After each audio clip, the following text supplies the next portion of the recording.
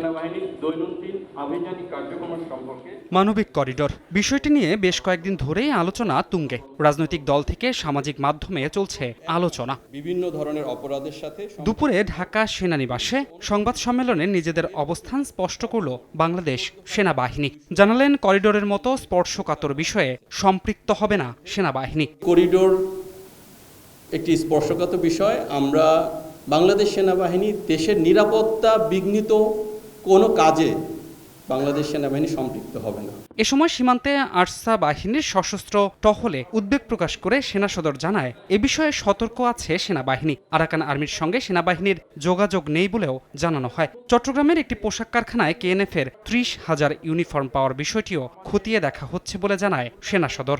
এই মুহূর্তে বাংলাদেশ মিয়ানমারের যে বর্ডার পরিস্থিতি, নিঃসন্দেহে এটা যে কোনো সময়ের তুলনায় সংবেদনশীল। আমাদের গায়ে বিন্দুমাত্র শক্তি থাকবে। Will never compromise that. This is our country and will protect it at any cost.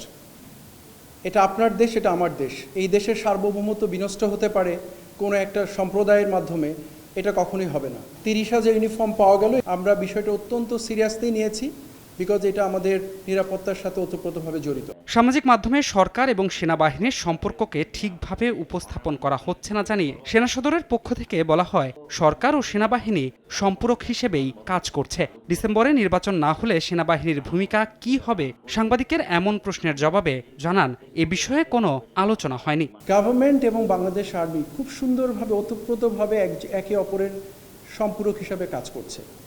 আমরা প্রতিনিয়তই সরকারের সাথেই কাজ করছি, সরকার নির্দেশনা মেনেই কাজ করছি। নির্বাচন নিয়ে যথেষ্ট আলোচনা সমালোচনা হয়েছে। এই বিষয়টি নিয়ে আমরা আর কোনো কথা বলতে চাচ্ছি না। আর সেনাবাহিনী ক্ষমতা নেওয়ারও কোনো ইচ্ছা বা এ ধরনের কোনো আমাদের মধ্যে এ ধরনের কোনো আলোচনা হয়নি।